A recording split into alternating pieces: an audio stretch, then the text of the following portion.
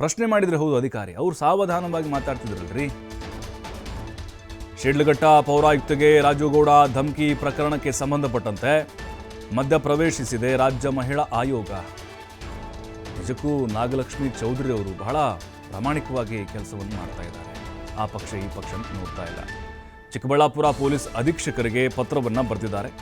ಚಪ್ಪಲಿಯಲ್ಲಿ ಥಳಿಸಿ ಜನರನ್ನ ಕರೆತರುವ ಬೆದರಿಕೆ, ಬೆಂಕಿ ಹಚ್ಚುವುದಾಗಿ ಬೆದರಿಕೆ ಹಾಕಿದ್ದಾರೆ.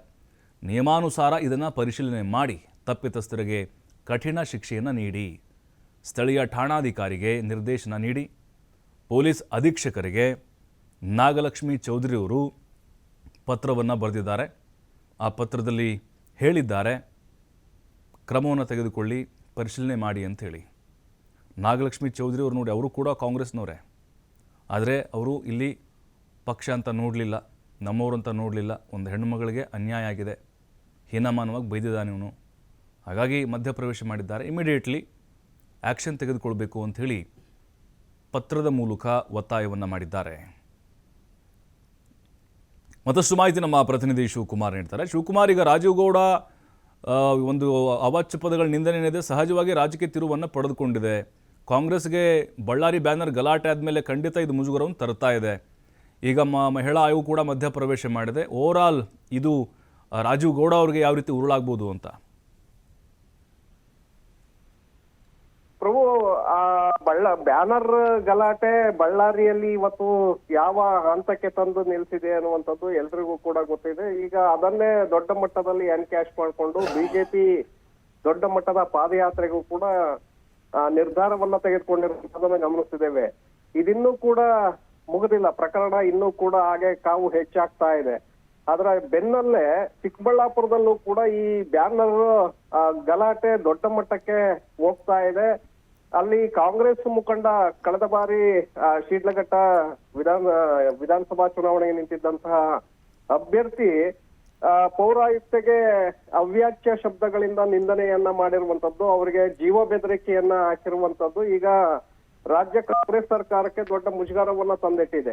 ಯಾಕೆಂದ್ರೆ ಅಧಿಕಾರಿಗಳ ವಿರುದ್ಧವಾಗಿ ಯಾವ ರೀತಿಯಾಗಿ ಮುಖಂಡರುಗಳು ಈ ರೀತಿ ಧಮಕಿ ಹಾಕೋದು, ಅವರಿಗೆ ಜೀವ ಬೆದರಿಕೆಯನ್ನ ಹಾಕ್ತಾರೆ ಅಂತ ಅಂದ್ರೆ ಸರ್ಕಾರ ಯಾಕೆ ಕೈ ಕಟ್ಟಿ ಕುಳಿತಿದೆ ಅನ್ನುವಂತಹ ಆರೋಪಗಳು ಈಗ ಎದುರಾಗ್ತಾ ಇದೆ. ರಾಜ್ಯದ ಜನ ಕೂಡ ಇದನ್ನ ಗಮನಿಸ್ತಾ ಇದ್ದಾರೆ, ಸೂಕ್ಷ್ಮವಾಗಿ ಗಮನಿಸ್ತಾ ಇದ್ದಾರೆ. ಸರ್ಕಾರ ಯಾವ ರೀತಿಯಾದಂತಹ ಕ್ರಮವನ್ನ ತೆಗೆದುಕೊಳ್ಬಹುದು ಅಂತೇಳಿ ಅವರು ಕೂಡ ಕಾಯ್ತಾ ಇದ್ದಾರೆ.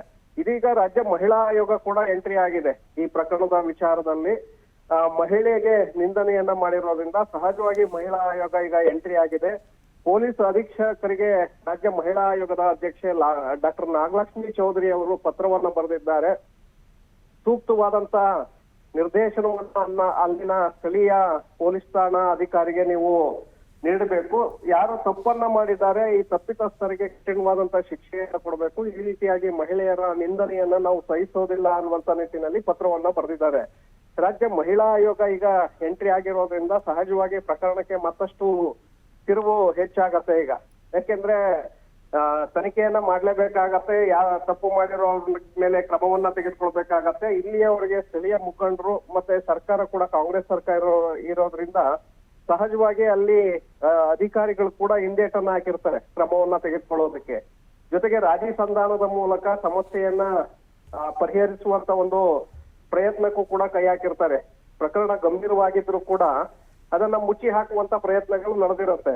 ಹಾಗಾಗಿ ಈಗ ಆಯೋಗ ಎಂಟ್ರಿ ಆಗಿರೋದ್ರಿಂದ ಸಹಜವಾಗಿ ಸ್ಥಳೀಯ ಠಾಣಾಧಿಕಾರಿಗಳು ಕೂಡ ಇದರ ಕಡೆ ಗಂಭೀರವಾಗಿ ಗಮನವನ್ನ ಹರಿಸಬೇಕಾಗತ್ತೆ. ಮತ್ತೆ ಪೊಲೀಸ್ ವರಿಷ್ಠಾಧಿಕಾರಿಗಳು ಯಾರು ತಪ್ಪನ್ನ ಮಾಡಿದ್ದಾರೆ ಅವರ ವಿರುದ್ಧವಾಗಿ ಕ್ರಮವನ್ನ ತೆಗೆದುಕೊಳ್ಬೇಕಾಗತ್ತೆ. ಈಗಾಗಲೇ ಎಫ್ಐಆರ್ ಕೂಡ ಆಗಿದೆ, ರಾಜೀವ್ ಗೌಡ ಅವರ ಮೇಲೆ ಎಫ್ಐಆರ್ ಕೂಡ ಆಗಿದೆ.